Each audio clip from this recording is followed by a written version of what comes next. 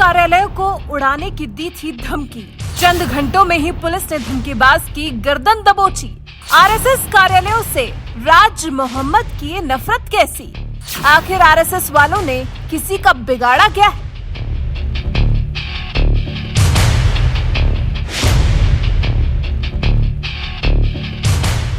राष्ट्रीय स्वयंसेवक संघ के कार्यालयों को, जी हां, कार्यालयों को इसीलिए क्योंकि एक दो नहीं बल्कि 6 कार्यालयों को बम से उड़ाने की धमकी देने वाला चंद घंटों में ही पुलिस के हत्थे चढ़ गया। राजधानी लखनऊ के अलीगंज स्थित आरएसएस कार्यालय को बम से उड़ाने की धमकी देने वाले धमकीबाज को पुलिस ने बिना देरी किए दबोच लिया है। और उसकी धमकी देने के पीछे की वजह क्या है? क्या सच में वो कार्यालयों को उड़ाना चाहता था या फिर सिर्फ एक डर का माहौल स्थापित करना चाहता था?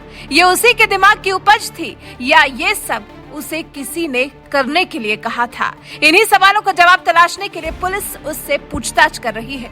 आरोपी की पहचान राज मोहम्मद के तौर पर हुई है। पुलिस ने उसे तमिलनाडु से पकड़ा है। वो Saraswati Vidya Mandir, sector Q, sector A, sector K, Aliganj, Lucknow, V49R, J8G, Nawabganj, इन 6 कार्यालयों को उड़ाने की धमकी दे रहा था।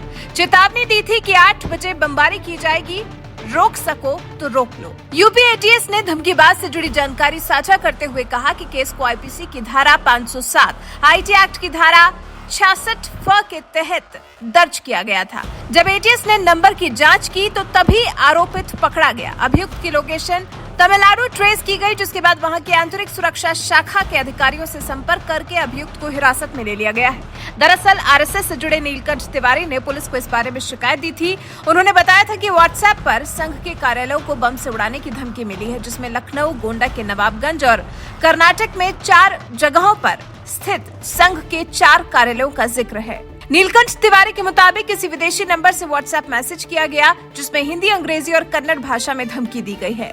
इसमें रविवार रात 8 बजे विस्फोट करने की धमकी दी गई थी। वो तो यूपी पुलिस ने इस मामले को पूरी गंभीरता से लिया और इस मामले की तहकीकात में एटीएस को भी साथ लिया।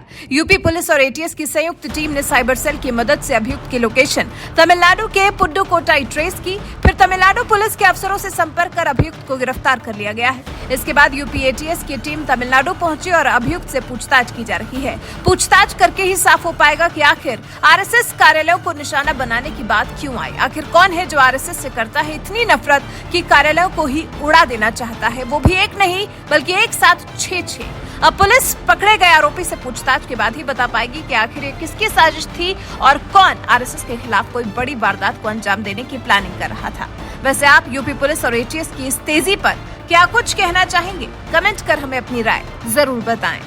दिनांक 5 जून 2022 को नीलकंठ मणि जी की कंप्लेन के आधार पर थाना मड़ियाओं पे एक मुकदमा पंजीकृत किया गया था धारा 507 और 66 आईटी एक्ट के अंतर्गत। इसमें एक व्हाट्सएप ग्रुप में एक मैसेज आया था कि आरएसएस के कुछ ऑफिसर्स हैं जिनको बम उड़ाने की धमकी दी गई थी, जिसमें से एक ऑफिस हमारे यहाँ अलीगंज सरस्वती विद्या मंदिर भी है। और इसमें यूपी एटीएस और थाना मड़ियाओं की पुलिस टीम की संयुक्त ऑपरेशन से जिसने भी ये मैसेज भेजा था उसकी लोकेशन तमिलनाडु में ट्रेस की गई थी और उसको तमिलनाडु से अभी उठा लिया गया है। और उसका नाम है राज मोहम्मद पुत्र मोहम्मद अंसार अली, जो कि पुदुकोट्टाई तमिलनाडु के रहने वाले हैं।